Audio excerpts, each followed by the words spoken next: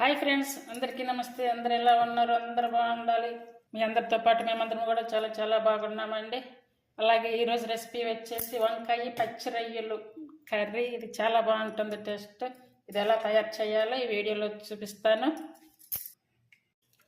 ముందుగా మంచిగా క్లీన్ చేసి పెట్టుకున్నటువంటి రొయ్యలు తీసుకోవాలి. అయితే ముందుగా నేను ఉప్పు పసుపు వేసి క్లీన్ చేసి పెట్టాను. ఇవి 300 గ్రామ్స్ ఉన్నాయి.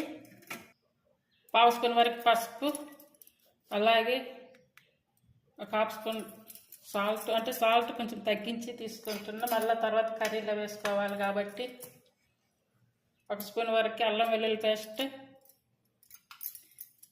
ఇవన్నీ వేసి మంచిగా కలుపుకోవాలి. మంచిగా ఒక 5 మినిట్స్ ఇలా కలిపి పెట్టుకుంటే సాల్ట్ అన్నీ కూడా దీనికి పడతాయి. ఇలా కలిపి పక్కన పెట్టుకొని ఇప్పుడు స్టవ్ మీద ఒక కడాయి పెట్టుకొని ఇందులో ఒక 3 టేబుల్ స్పూన్స్ ఆయిల్ వేసుకోవాలి. స్టవ్ మీద ఆయిల్ వేడయ్యాక చిన్న చెక్క కొట్టి 3 లవంగాలు, అలాగే హాఫ్ స్పూన్ జీరా, ఇప్పుడు ముందుగా కట్ చేసి పెట్టుకున్నటువంటి ఆనియన్ ఒకటి, బిగ్ సైజ్ ఆనియన్ ఒకటి తీసుకున్నాను. అలాగే 2 రెమ్మల కరివేపాకు,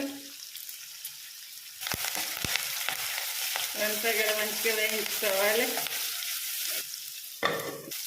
ఇప్పుడు ఇలా ఆనియన్స్ ఇలా ఉన్న టైంలో ముందుగా మ్యారినేట్ చేసి పెట్టుకున్నటువంటి ఈ రొయ్యలు ఇందులో వేసుకోవాలి. అంటే ఇందులో సాల్ట్, పసుపు, అల్లం వెల్లుల్లి పేస్ట్ వేస్తుంది. ఇప్పుడు ఇవి ఇలాగే ఉడికించుకోవాలి. అంటే రొయ్యలు ఉడికేటప్పుడు వాటర్ వస్తాయి కాబట్టి ఆ వాటర్ అంతా ఇంకిపోయే వరకు ఉడికించుకోవాలి. ఈలోపు అల్లం వెల్లుల్లి పేస్ట్, అలాగే ఆనియన్స్ అన్నీ కూడా మంచిగా ఉడికిపోతాయి, ఫ్రై అవుతాయి. నేను ఇప్పుడు ఇవి మిడిల్ ఫ్లేమ్ మీద పెట్టుకొని ఉడికించుకుంటున్నా. మూత పెట్టుకోవాలి. చూడండి, రొయ్యల్లో ఉన్నటువంటి నీరంతా కూడా ఇంకిపోయింది. అలాగే ఆనియన్స్ కూడా మంచిగా ఉడికాయి. అల్లం వెల్లుల్లి పేస్ట్ కానీ అన్ని పచ్చివాసన పోయి మంచిగా ఉడికాయి. ఇప్పుడు ముందుగా తయారు చేసి పెట్టుకున్నటువంటి టమాటా ప్యూరీ వేసుకోవాలి. ఇందులోనే కొంచెం వాటర్ వేసుకోవాలి. అలాగే కారం అయితే 1 స్పూన్ వేస్తున్నా. ఇది ధనియాలు, జీరా 2 కలిపి పౌడర్ చేస్తుంది. ఇది 1.5 స్పూన్ వరకు వేస్తున్నాను. ఇవన్నీ కూడా మంచిగా కలిసేలా కలుపుకోవాలి. ఇంకా మసాలా కూడా ఏమి అవసరం ఉండదు, ఇంకా మంచిగా ఉంటుంది కర్రీ అయితే. ఇప్పుడు సాల్ట్ కూడా వేసుకోవాలంటే సాల్ట్ ఇందాక కలిపి పెట్టినప్పుడు వేస్తుంది కదా, ఇప్పుడు కొంచెం చెక్ చేసుకొని సాల్ట్ వేసుకోవాలి. జస్ట్ సరిపడా సాల్ట్. అలాగే చింతపండు కొన్నగా నేను ఇంత చింతపండు తీసుకున్నా. అంటే గోరుపులుసుకి కూర తీయదనం లేకుండా వేసుకుంటే బాగుంటుంది. వంకాయ పచ్చి రొయ్యల కూర కదా, తీయదనం అనేది లేకుండా కొంచెం పులుపుగా వాడుకుంటే బాగుంటుంది చింతపండు పులుసు. ఇంత చింతపండు తీసుకొని వాటర్లో నానబెట్టి వేసుకోవాలి. కర్రీకి సరిపడా వాటర్ వేసుకోవాలి. ఇప్పుడు ఈ రొయ్యలు ఉడికే టైంలో రొయ్యలు దాదాపుగా ఉడికిపోయాయి. వంకాయలు కట్ చేసుకోవాలి. అంటే ముందుగా కట్ చేసి పెట్టుకోకుండా అప్పటికప్పుడు కట్ చేసుకొని వేసుకుంటే బాగుంటుంది. 300 గ్రామ్స్ రొయ్యలకి ఇప్పుడు 1/4 కిలో వంకాయలు తీసుకున్నాను. చూడండి ఎంత ఫ్రెష్గా ఉన్నాయో. మనకి కావాల్సిన షేప్లో కట్ చేసుకుని సరిపోతుంది. ఆల్రెడీ వాటర్లో సాల్ట్ కూడా వేసింది కాబట్టి వంకాయలు కరడెక్కకుండా మంచిగా ఉంటాయి. వంకాయలన్నీ కూడా ఇలా కట్ చేయడం అయ్యింది. ఇప్పుడు కట్ చేసుకున్న వంకాయలు ఇందులో వేసుకోవాలి. వంకాయ పచ్చి రొయ్యల కూర చాలా బాగుంటుంది టేస్ట్.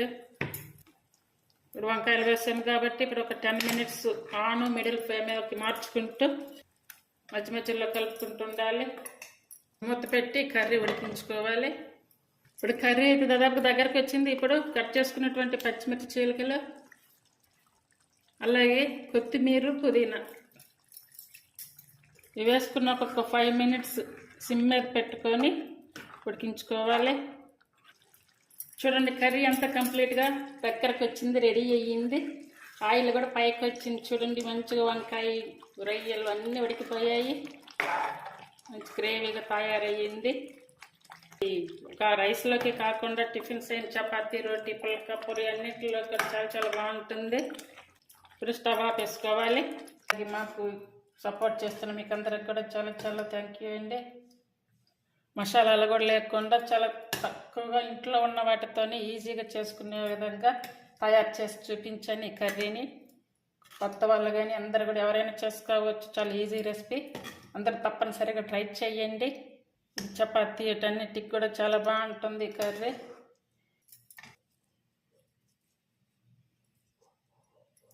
ఈరోజు రెసిపీ వచ్చేసి రెండో ఐటము స్నాక్ అలాగే ఫ్రై రెసిపీ తయారు చేసి చూపించబోతున్నాను.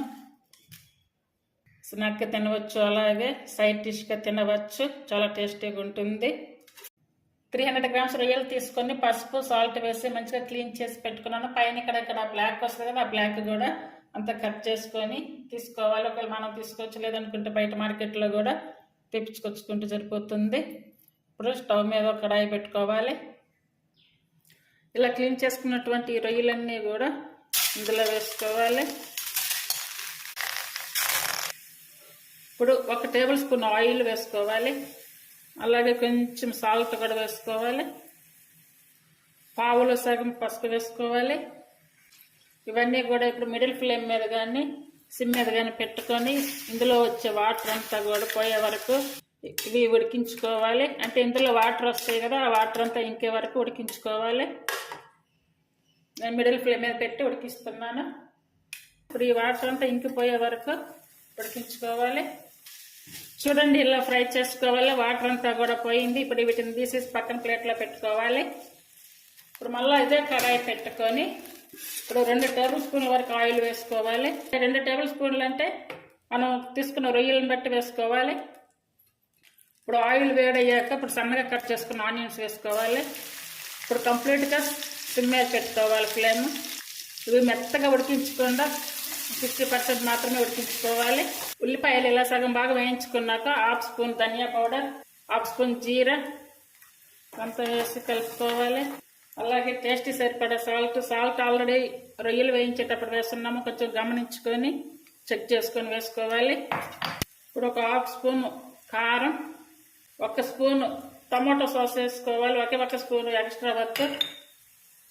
ఇవన్నీ వేసుకొని బాగా కలుపుకోవాలి. అవసరం అనుకుంటే కొంచెం లైట్గా వాటర్ కూడా వేసుకోవచ్చు. కొంచెం వేస్తున్నాను వాటర్, ఒక 2-3 స్పూన్ల లెక్కలో. ఇలా వాటర్ వేస్తే ఇలా గట్టిగా ఉన్న మసాలా అంతా కూడా ఫ్రీ అవుతుంది. అలాగే మనం చేసుకున్నటువంటి రొయ్యలకు కూడా పడుతుంది. ముందుగా ఫ్రై చేసి పెట్టుకున్న ఈ రొయ్యలు ఇందులో వేసుకోవాలి. ఇంతా కూడా బాగా కలుపుకోవాలి. ఇప్పుడు సన్నగా కట్ చేసుకున్న కొత్తిమీర వేసుకోవాలి. ఇది స్నాక్ తింటానికి చాలా బాగుంటుంది, చాలా టేస్టీగా ఉంటుంది. ఇప్పుడు సర్వింగ్ బౌల్లో తీసుకోవాలి. స్నాక్గా తినవచ్చు, అలాగే సైడ్ డిష్గా తినవచ్చు. చాలా టేస్టీగా ఉంటుంది. అలాగే పైన కొంచెం చిల్లీ ఫ్లేక్స్ వేసుకోవాలి. అలాగే కొంచెం నువ్వులు వేసుకోవాలి. అలాగే కొంచెం లెమన్ జ్యూస్ వేసుకోవాలి. ఇది చాలా టేస్టీగా ఉంటుంది. ఇది ఎలా చేయండి. ప్లీజ్ ఈ రెసిపీస్ మీకు నచ్చినట్టయితే ప్లీజ్ లైక్ చేసి షేర్ చేయండి. అలాగే వారందరికి కూడా షేర్ చేసి ఛానల్ని సపోర్ట్ చేయండి. Thank you for watching.